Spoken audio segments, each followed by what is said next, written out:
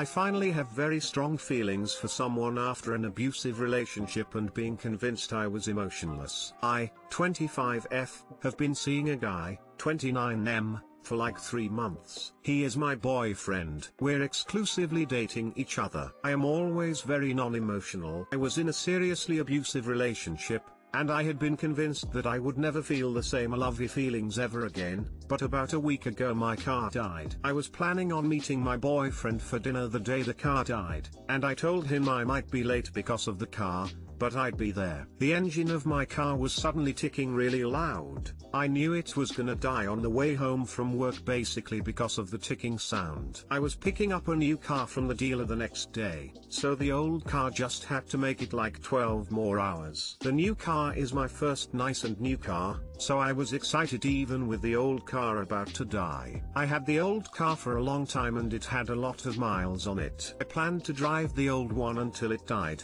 and that I did. The engine leaked all its oil suddenly while driving. It was oil starved, and seized up. My boyfriend texted me as soon as the car died that he would come get me if my car died. Not to worry, a funny coincidence. My dad was coming to tow my car, and my boyfriend came up there to keep me warm and push my car to a safer spot so my dad could access it better since it died in the middle of the road, and I had tried to get it to roll to a decent spot before it lost momentum. He helped me. He pushed my car to a good spot for me. He took time to come check on me and wait with me for my dad, and then he took me to dinner after. He didn't get anything from this. He made sure I was safe and warm and not upset. He drove me home. He helped my dad put it on the trailer actually. He genuinely cares about me. I have not had sex with this man yet, and he genuinely cares. Ever since that happened I am like 10x more into him. I don't know why or how this had such an impact, it just did. He's very nice to everyone, but I was just shocked that he stopped what he was doing to come keep me warm and happy. I'm just really happy. No man has ever done anything like that for me other than my dad. He didn't have to do that at all. I told him I was fine, I would be alright, and he still came up there. Last guy I dated was abusive AF. I live out of state with him, and when our car had an issue I didn't know how to fix. He had told me to figure it out myself, because he wasn't going to drive again after work and pick me up. He was the only person I knew, and I was stranded in a different state because he wanted to play video games. I think I'm scared now. I want this man in my life, and I'm scared. TLDR, I feel very strongly about my boyfriend after he helped me when my car died. I am unsure why this affected my feelings so much, but it did, and I'm a bit scared now. Please know this normal behavior any decent person would do. He's not a saint that you have to hold on to for dear life. Just the basic standard of good person. Well, it's nice to be treated nicely for no reason, simply because someone is a good person. It's not unusual to feel this way. I think anyone becomes immediately more attractive when they seem like a genuinely good, reliable person. I'm happy for you. Smile. Take it slow still and realize that, really, most people shouldn't act like this. Your ex was garbage. This guy sounds like he's not. Maybe he's the opposite. This is wonderful. This stranger on the internet is so happy for you. Perhaps your love language is acts of service/kindness. That could be another reason why this event is so significant for you. I hope things work in your favor and that you continue to heal from your previous relationship. Also, please consider refraining on comparing your relationships. It can get messy and unhealthy that way. Best wishes. Yes, I've tried really hard not to compare them because I know that no two can be the same. But I just couldn't get over how different in a good way it was. Exclamation mark. Reading this made my day. Don't be scared. This guy is a keeper. Now give him the best sex he ever had. Lol. Haha. This is my plan. Take a deep breath, relax. A very difficult thing to do is not compare him to your old worthless BF. This guy is his own person. He has his own way of doing things. Treat him for the way he behaves, not what you're used to. He showed you that he cares for you. His future actions, hopefully, will continue to show you. Learn how to enjoy being treated with courtesy, compassion and respect. You can do that by showing the same to him. Enjoyed the relationship. I hope it goes well. 22F don't know how to tell my husband 26 meters, I'm not happy in our marriage. TL Doctor, we got married young, our relationship has always been on the rocks and I don't know how to tell him that I want to leave for good. First off, on mobile, so apologies for all that. I started dating my husband when I was 15. We dated for 3 years and have been married for about 4. My mother was physically abusive. The day after I turned 18 he helped me run away from home and we got married and moved to his country. I have cheated on my husband twice. Once purely physical before I moved to his country. Then again a second time after we were married, but it was completely emotional. I know I fucked up and I know I broke his heart. But I think I made the mistake agreeing to marry him in the first place. I used to think he made me happy and maybe he did. But now I feel trapped and like I'm drowning. I'm walking on eggshells. If I say one wrong thing he'll snap and I let him lash out on me because he tells me I cheated on him and he deserves to be angry with me, which he does. I know I haven't treated him fairly, but I can't take this anymore and I want to get away. How do I tell him that I can't be with him anymore? How do I tell him that I want to leave and end our marriage? How do I make sure he doesn't convince me to stay? I'm scared of him threatening to hurt himself. No, I make him miserable. I'm miserable too. I don't want us to live like this anymore. We both deserve better. A 19-year-old who went after an abused 15-year-old doesn't deserve much sympathy. You need to make a plan in secret and leave when he isn't home. You call his family, let them know he needs them because you are sending the relationship. You are scared he may hurt himself and he needs support. Then you ghost and talk him through a lawyer only. You don't talk to him again and you get some therapy. You need it.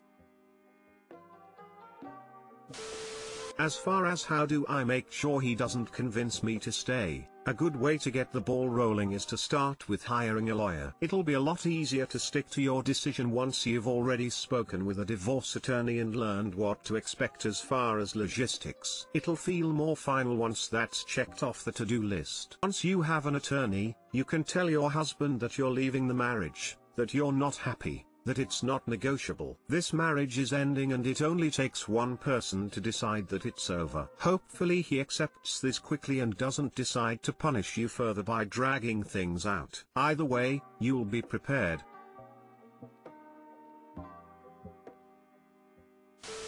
I think you just go. Think you take the clean, chicken shit but better for everyone route, pack your stuff and go.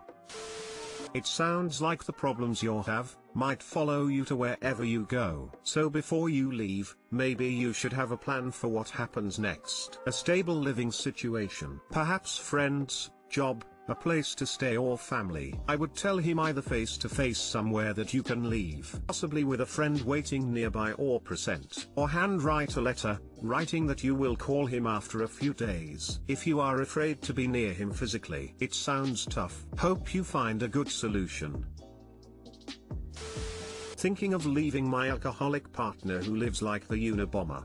Needs support. Hi, I, 32F, am on the verge of leaving my partner, 38M. We met 3 years ago. I used to be in a relationship with his cousin who turned out to be a speed/crack addict and who became dangerously psychotic during our short relationship. Big mistake, long story that I am not going to waste time on. I met my partner, let's call him Marty, during this situation. All of us were at a pretty low point in our lives. Me and him kind of eloped from the mess and retreated into this old shack in the woods for a while to lay low. I was still working as a child counselor. I know, the fucking irony, he was working as a lumberjack. He looks exactly like Brad Pitt in Snatch, which is probably why I fell for him in the first place, and to anyone who is going to throw shit at me for that, try not falling in love with Brad Pitt in Snatch. Right. So anyway, the shack is a squat Marty has been living in since he got evicted from his previous squat. Squatting is a life choice of his that I thought was interesting at first. Turns out that Marty has a long list of life choices and principles to live by, and that he is quite authoritative, task-orientated, rigid in his thinking and staunchly anti-modern times. times. We live like a couple of 18th century farmers and often go to bed at 9 p.m.